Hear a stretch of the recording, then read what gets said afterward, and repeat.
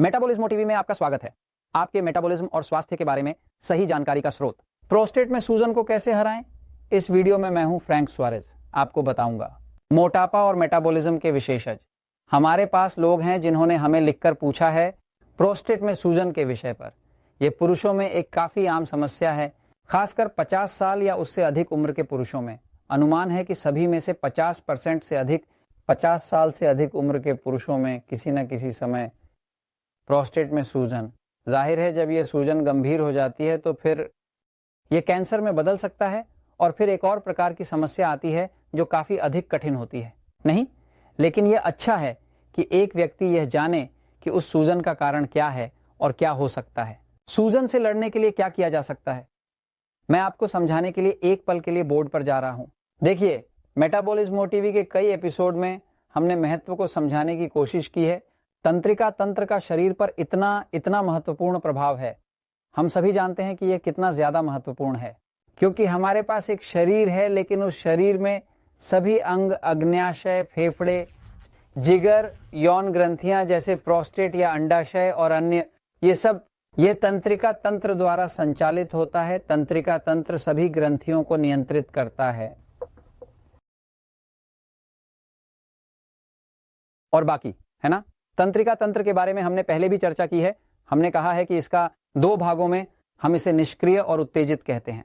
ये वही है जिसे डॉक्टर पैरासिम्पैथेटिक और सिंपैथेटिक, लेकिन जैसे कि किताब एल पोडर डेल मेटाबॉलिज्मो में, किताब डायबिटीज सिन प्रॉब्लमास में यह बताया गया है कि निष्क्रिय और उत्तेजित तंत्रिका तंत्र दोनों एक दूसरे के विपरीत होते हैं, है ना। सभी लोग किसी न किसी प्रकार के होते हैं। हमारे शरीर में या तो निष्क्रिय की अधिकता होती है या फिर उत्तेजित। उदाहरण के लिए मैं फ्रैंक सुआरेज, मेरा शरीर मुख्य रूप से निष्क्रिय है। मेरी पत्नी एलिजाबेथ का शरीर मुख्य रूप से उत्तेजित है। जॉर्ज, जो वहां कैमरे के पीछे, उसका तंत्रिका तंत्र उत्तेजित है। और इसी तरह हर एक का इसकी अपनी प्रवृत्ति होती है ना। अब जब प्रोस्टेट की समस्याएं होती हैं तो ये ग्रंथि जो यहाँ है वह लिंग के नीचे स्थित एक महत्वपूर्ण ग्रंथि है जिसे प्रोस्टेट कहा जाता है। यह ग्रंथि पुरुष प्रजनन प्रणाली का एक अभिन्न हिस्सा है और इसके कई महत्वपूर्ण कार्य होते हैं।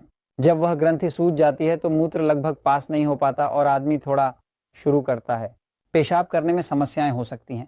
लेकिन इसके अलावा अगर सूजन जारी रहती है तो कैंसर में बदल सकता है और कई पुरुष ऐसे हैं जिन्हें प्रोस्टेट में कैंसर हो जाता है। प्रोस्टेट, जाहिर है, अगर इसे ऑपरेशन करना पड़े तो उनमें से अधिकांश भी नपुंसक हो जाते हैं। इसलिए यह एक ऐसा विषय है जिसके बारे में किसी को कुछ जानकारी होनी चाहिए। मूल रूप से यहाँ एक प्रयोगशाला परीक्षण जो सूजन के स्तर को मापता है, और यह एक परीक्षण है जो जांच करता है, जिसे पीएसए कहते हैं। यानी कोई भी पुरुष जो 40 साल की उम्र के बाद अपनी पीएसए लैब परीक्षण नियमित रूप से कराएं। इस परीक्षण को पीएसए कहा जाता है, जिसका मतलब है प्रोस्टेट विशिष्ट एंटीजन। यानी यह एक एंटीजन है, यह एक प्रकार का पदार्थ है जो यह दर्शाता है कि प्रोस्टेट में सूजन हो रही है। तो जितना अधिक पीएसए होगा उतना ही सूजन प्रोस्टेट में दिखाई देगी। क्या हो रहा है, हमने जो खोजा है वह यह है कि तंत्रिका तंत्र का अच्छी तरह से अध्ययन करने पर हमें यह एहसास हुआ कि जब अत्यधिक उत्तेजना होती है, हम उत्तेजित तंत्रिका तंत्र के बारे में बात कर रहे हैं, ठीक है। तंत्रिका तंत्र की अत्यधिक उत्तेजना, उत्तेजित तंत्रिका सिंपैथेटिक तंत्रिका तंत्र का रक्त वाहिकाओं का कारण बनता है। प्रोस्टेट में यह वासोकंस्ट्रिक्शन का कारण बनता है। वासोकंस्ट्रिक्शन का मतलब है कि यह बंद हो जाता है जब तंत्रिका तंत्र, उत्तेजित तंत्रिका तंत्र उन नलिकाओं, उन केशिकाओं को संकेत भेजता है जो रक्त प्रदान करती हैं प्रोस्टेट को, क्योंकि प्रोस्टेट को अन्य सभी ग्रंथियों की तरह रक्त परिसंचरण की आवश्यकता होती है, क्योंकि रक्त ही ऑक्सीजन, पोषक तत्व और अन्य चीजें ले जाता है। लेकिन जब बहुत अधिक इस धमनी में उत्तेजना इन केशिकाओं में, क्योंकि ये वासोकंस्ट्रिक्शन करते हैं, इसका मतलब है कि वे बंद हो जाते हैं। जब वे बंद हो जाते हैं तो खून लगभग नहीं गुजर पाता, और न गुजर पाने के कारण अब ऑक्सीजन की कमी है, खून की कमी है, और इससे कोशिकाएं कमजोर हो जाती हैं। और फिर आता है वायरल हमला। अब आते हैं वायरस, अब आती हैं बैक्टीरिया। दोनों, बैक्टीरिया की तरह वायरस भी परजीवी जीव होते हैं। इसका मतलब है कि वे परजीवी होते हैं, अवसरवादी। वे एक कोशिका के कमजोर होने का फायदा उठाते हैं और फिर उस पर हमला करते हैं। एक बार जब उत्तेजित तंत्रिका तंत्र बहुत अधिक उत्तेजित हो जाता है, जिससे बहुत अधिक वाहिका संकोचन होता है, बहुत अधिक वाहिका संकोचन प्रोस्टेट को घेरने वाली मांसपेशी भी संकुचित हो जाती है। जब संकुचित होकर प्रोस्टेट को दबाता है और इसे और अधिक सूजन करता है, यानी कि न केवल उसे ऑक्सीजन की कमी है, उसे रक्त की आपूर्ति की कमी है, वह चाहता है।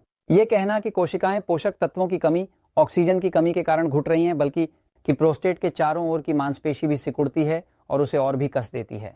तो इसे कैसे निष्क्रिय किया जा सकता है, ये क्या कारण है, चलिए शुरू करते हैं। ये किस कारण होता है? अच्छा, जब एक आदमी जिसका तंत्रिका तंत्र उत्तेजित होता है और वह खाता है, ज्यादा वसा खाता है या लाल मांस खाता है या मसालेदार मिर्च जैसे मैक्सिकन खाते हैं कि कितना तीखा है ना? जब वे वसा, लाल मांस, मसालेदार नमक खाते हैं, ये सब सामग्री का प्रकार, इस प्रकार का सारा भोजन जो करते हैं वह यह है कि यह अत्यधिक उत्तेजित करता है। प्रोस्टेट इसे अत्यधिक उत्तेजित करता है और इसे संकुचन का कारण बनाता है और रक्त वाहिकाओं को बंद कर देता है। तो एक प्रोस्टेट को शांत करने के लिए जो उत्तेजित है, जो सूजन में है, वहां वसा को हटाना, लाल मांस को हटाना, मसालेदार भोजन को हटाना, लगभग नमक को हटाना, और व्यक्ति को दिन में 2 बार ताजे सब्जियों का जूस पीना शुरू करना चाहिए। मैग्नीशियम लेना, उदाहरण के लिए हम एक मैग्नीशियम का उपयोग करते हैं जिसे मैजिक मैज कहा जाता है। मुझे नहीं पता, अगर मेरे पास यहाँ एक है, हाँ मेरे पास यहाँ एक है ना, मैजिक मैग एक प्रकार का अच्छी तरह से अवशोषित होने वाला मैग्नीशियम।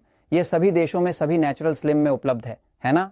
हमें ये पसंद है क्योंकि इसमें 8 प्रकार के मैग्नीशियम होते हैं और मैग्नीशियम है जो सबसे अधिक अवशोषित होता है और इसका मांसपेशियों, केशिकाओं और यहाँ तक कि लोगों पर भी एक आरामदायक प्रभाव होता है। उनका रक्तचाप कम हो जाता है, उनका तंत्रिका तंत्र शांत हो जाता है। दूसरा उपयोग किया जाता है यह है कि पोटेशियम का उपयोग किया जाता है। देखिए पोटेशियम, हम एक विशेष पोटेशियम का उपयोग करते हैं, यहाँ 8 हैं।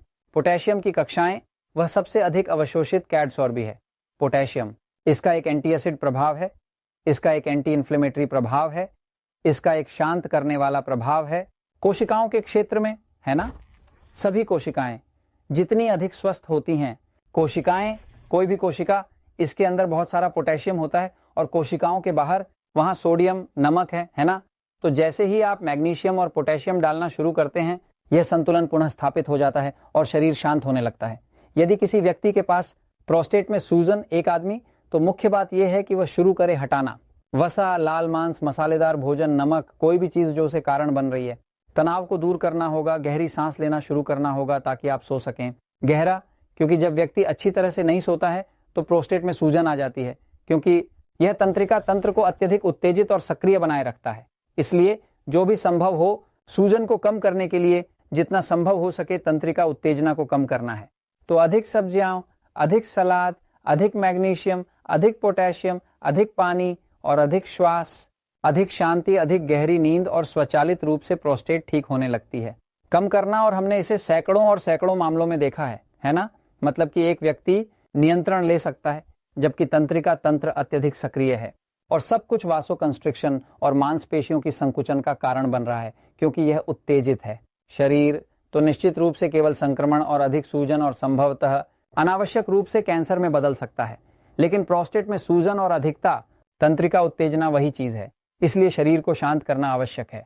इन चीजों के साथ वसा, मांस, मसाले, नमक और कई सब्जियों और सलाद को हटाकर मैग्नीशियम, पोटेशियम और बहुत सारी सांसें, और ये शुरू होता है शांत करने के लिए। और ये मैं आपको बता रहा हूं क्योंकि सच्चाई हमेशा जीतती है।